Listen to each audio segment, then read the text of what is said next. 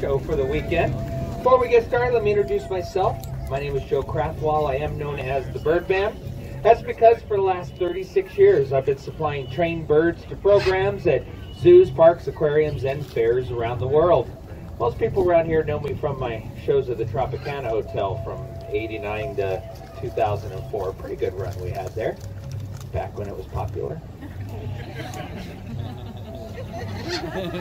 Nowadays, I have a big facility over on the far end of the valley. It's not open to the public, but it's called the World Center for Exotic Birds. And it's almost 2 acres of nothing but birds.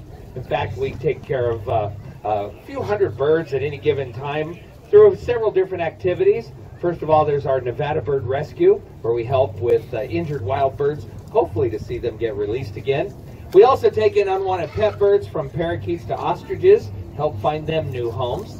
And then we have our large flight cages there, so whenever the birds are not on location like this, they still have plenty of room to stretch out their wings and fly. And we have our Endangered Species breeding program based there as well. So lots going on at home, but we have a lot going on for you out here as well. I'm going to introduce you guys to a variety of birds from around the world. And before I bring them up, let me just ask you guys a few things. You see, every bird in this show has the ability to fly whenever and wherever they choose. When the winds pick up, sometimes places they don't choose, like right in the middle of the audience. Now, if that happens, please don't panic. They don't want to be that close to you either.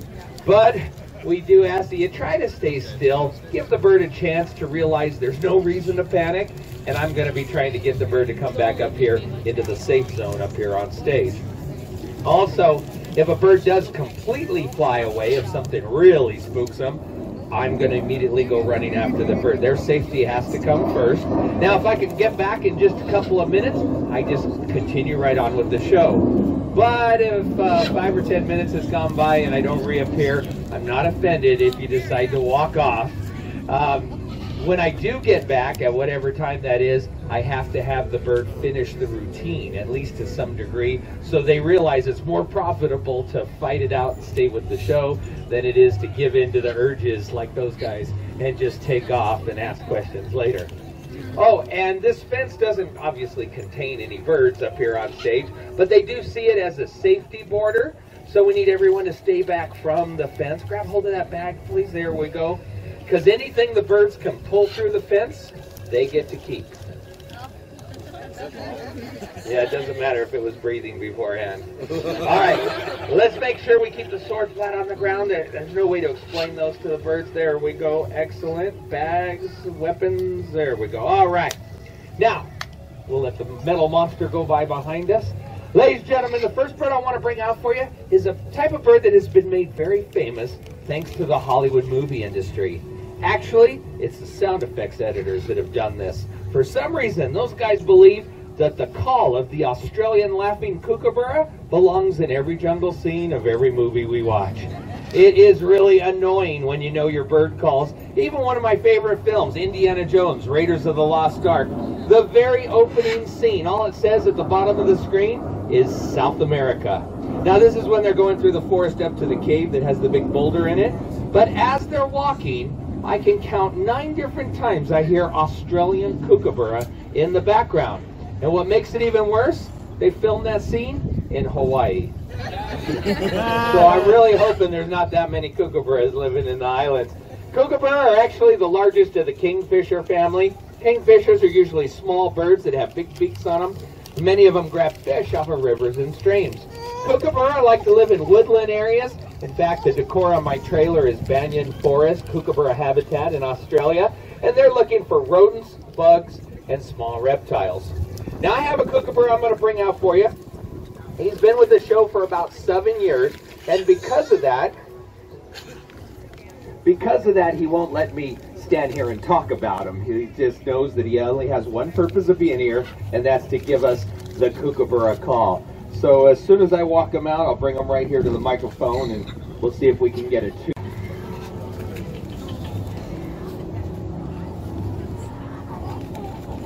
Hi. Come down right to here. Maybe be the other kookaburra.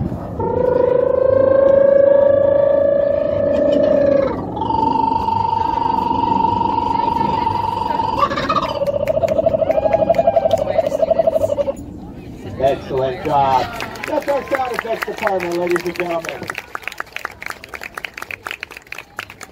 Good job, good job. I've got a big treat for you. I'm going to give it to you, Trumpeter Hornbill. Now, this is a type of bird you'd find in the Congo rainforests of Africa. These birds spend most of their lives hidden in the thick part of the trees. That's where they eat a variety of fruit, and they also use their strong beaks to break open tree bark so they can eat different types of bugs. Now, another reason why they like to stay hidden in the trees is because they themselves fly fairly slow and clumsy. They don't want a hawk or a falcon trying to catch them. But there is one thing that will lure them out into the open, and that is a big juicy bug flying by.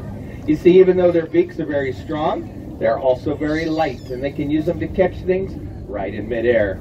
Well, we're hopefully going to demonstrate this for you. He's paying more attention to looking around than he is to me. But we're going to use a grate to be our bug. I'll toss it up. Hopefully Truman will power up, catch the bug, and then hopefully make it back to the safety of this tree branch right here. Come on, buddy. Let's give it a try. No. A lot of things moving around. I know. It's okay. See, it's their instincts. When they're in the rainforest, the Congo rainforest, if suddenly a branch moves, it could be a predator. It could be a cat or a hawk or an eagle. So he feels those instincts even though he was born in Dallas, Texas. So there we go, buddy. Let's give it a try. Here we go. Ready? 1, 2, and there you go. Good job. Good job.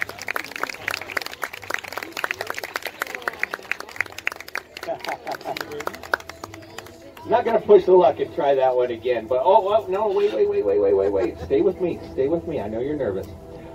I want to show you one more thing with him.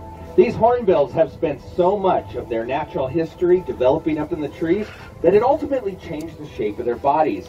Now, they're only built for hopping branch to branch to branch. So even when they're down on the ground, they can't walk. They have to hop everywhere they go. I just don't want to be on the ground. No, there's no sun to get any sunning this time of day. Come on, let's try again. Come here, bud. Come here. Come on. Let's try one more time. Right down here. And then you're going to hop right to me over here. Come on, bud. Big hop. There you go. That's my buddy Truman, ladies and gentlemen. Hi, kiddo. You ready? Step on up.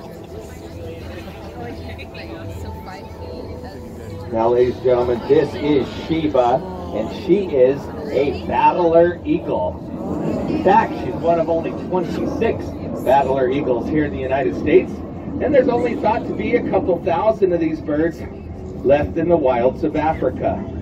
They're found in Tanzania, South Africa, Mozambique, and the Republic of Zimbabwe.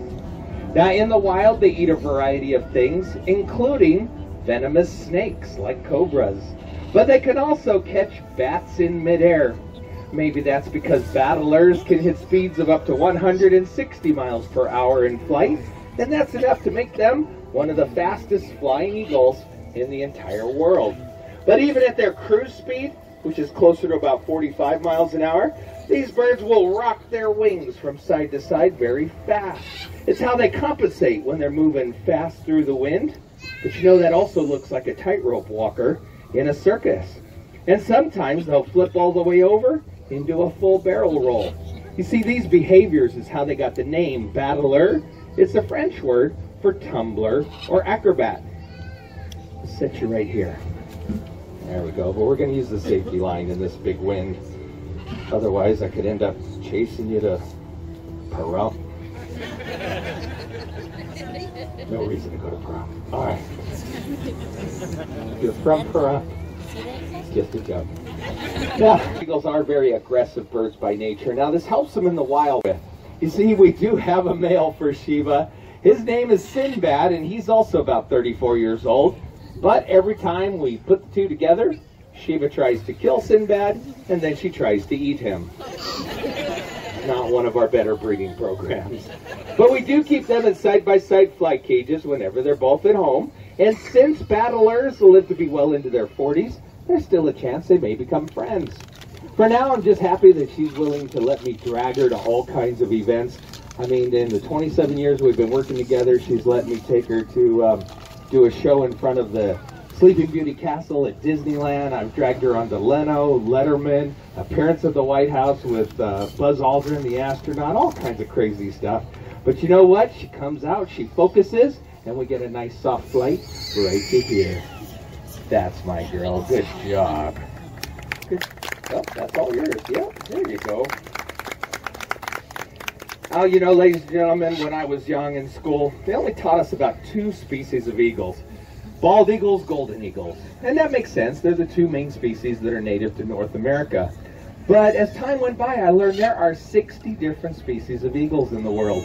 And unfortunately, more than half of them are endangered. Well, in Tanzania and actually all throughout Africa, birds are facing a huge crisis. And it actually is kind of a side effect of a different problem. You see, as the towns and villages are growing larger, they're turning to more and more agriculture to feed their residents. Makes sense. Well, unfortunately, in parts of Africa, they have some very big predators, lions, jackals, hyenas.